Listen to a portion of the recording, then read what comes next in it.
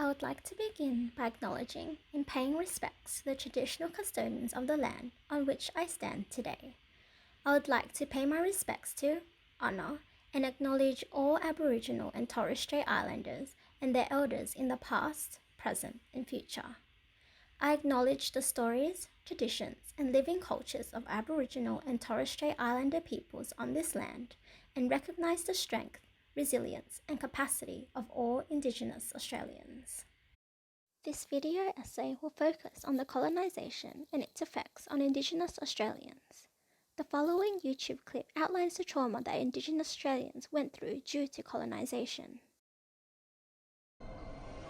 Colonisation came, bringing wars, disease, famine, violence, and the destruction and violation of our cultural laws, sacred sites, families, and communities. We were denied our knowledge, language, ceremonies, and identity. The very things that tell us who we are and where we belong. And our connections with each other and the land grew weak. And then, our children were taken from us. They had their names changed and their identities stripped away. They were told that Aboriginal people were bad. Worse still, they were told that their parents and grandparents did not want them. For years this happened, and those children became known as the stolen generations. Our children were denied love and experienced physical, emotional, and sexual abuse. This left very deep, very complex, and very real wounds, leaving scars that are still being felt personally, socially, spiritually, and collectively. In 1788, the British settlers came onto the land where Aboriginal and Torres Strait Islanders lived and claimed it as their own. They destroyed all the flora and fauna in the land and assimilated the Aboriginal and Torres Strait Islands to their own white culture, ripping children away from their families and annihilating their language, culture, and heritage. The British settlers also brought diseases such as influenza, measles, whooping cough, the common cold, and smallpox, which killed many of the Indigenous people living within the Sydney area. Since the colonisation of Australia by European settlers, Aboriginal and Torres Strait Australians have been forced to experience extreme hardships, ranging from the loss of their traditional culture and homelands to the forced removal of their children and the denial of their citizenship rights.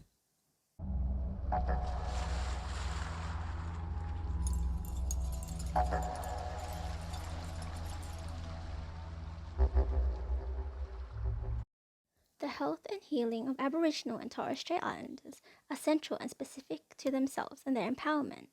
In order to heal from their trauma and redress the wounds from colonisation, Aboriginal and Torres Strait Islanders from the Healing Foundation stated that they needed to heal spiritually.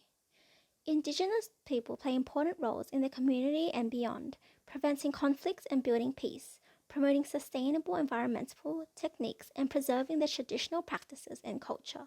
This is done through their connections to their physical well-being, mental well-being, their connections to their families and kin and communities, their connection to their culture, their land, spirituality, and ancestors. Due to colonisation, Aboriginal and Torres Strait Islanders found it difficult to be recognised for a variety of things, such as the political.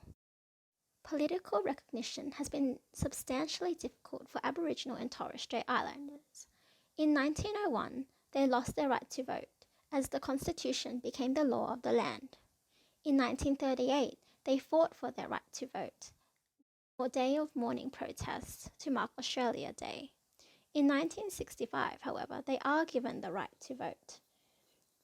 By 2007, John Howard, the Prime Minister, pledges referendum for Indigenous rights. In 2008, Kevin Rudd apologises to them. In 2015, Prime Minister Tony Abbott and Bill Shorten host an unprecedented joint summit to discuss the path forward to a referendum. Please note that Aboriginal people are still currently not recognised by the Constitution today.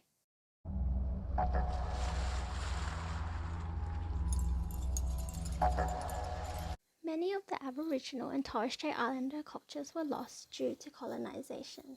They were unable to practice their own languages and tribal ceremonies. They also lost their country, personal identities, family, clans, and communities, their history of their cultural expression and events, and their cultural values, beliefs, and practices. It is only during recent times that their cultural practices have been acknowledged and allowed. Socially, Aboriginal and Torres Strait Islanders are still miles behind other Australians. Their social environment triggers chronic stress through intergenerational poverty, racism, and discrimination. Economically, they are also substantially behind, with their unemployment rate being at 20%, which is 3 times higher the rate than non-Indigenous Australians. They are also much more likely to experience poverty and poor health. Since the dispossession of their people and sovereignty, Aboriginal and Torres Strait Islanders in Australia have been positioned by race. Racist behaviour from non-Aboriginal people have created a culture in which it is normalised and therefore allowed to continue in covert and ubiquitous ways. This has created a great barrier between non-Indigenous and Aboriginal and Torres Strait Islanders that are difficult for them to break down. For Aboriginal people today, their experiences living within Australian society has been full of hardships, as non-Indigenous people have instilled a lack of trust in the institutions and services, which causes them to shy away from accessing them. Aboriginal and Torres Strait Islanders are therefore consequently further marginalised, with non-Indigenous Australians continuing to abuse them.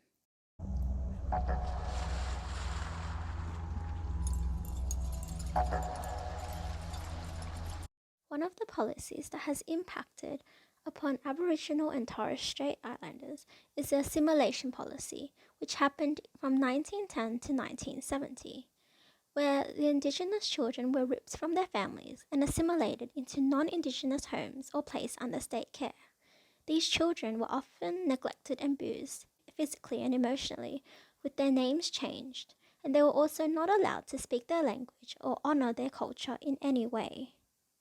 Pension entitlements are another policy that the federal government has enacted, which have impacted on Aboriginal and Torres Strait Islanders, as it does not consider their health and experiences and are consequently excluded from the investment in the current population. On average, the life expectancy of an Aboriginal or Torres Strait Islander is 10 to 17 years shorter than the average Australian. They are therefore further distanced from having access to the superannuation and their old age pension, which reinforces their economic subjugation. According to the Commonwealth of Australia, Aboriginal and Torres Strait people are being subjected to a 300% worse health status than the overall population of Australia, with only 70% more healthcare funding. Protection policies have also impacted upon the Aboriginal and Torres Strait Islanders, as they were forcibly removed from their homes and forced to live in reserves and missions.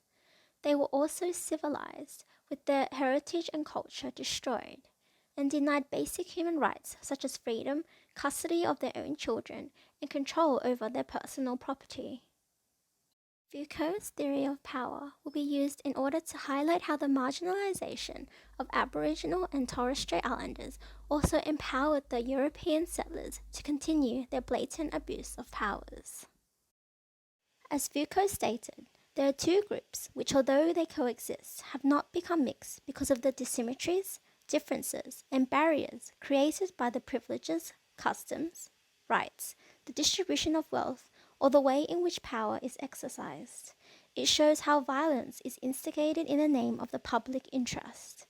The population within Australia is formed as essentially and discursively white, while Aboriginal and Torres Strait Islander people are expansively inferiorised.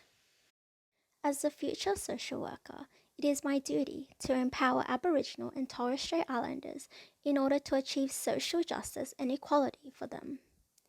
Aboriginal and Torres Strait Islanders have faced far too many disadvantages, and it is now more important than ever to create culturally appropriate and meaningful services for them. As per the Australian Association of Social Workers, the inherent dignity and worth of Indigenous Australians must be kept while fighting for and advocating for the intrinsic rights and freedoms through the changes in policies and legislations.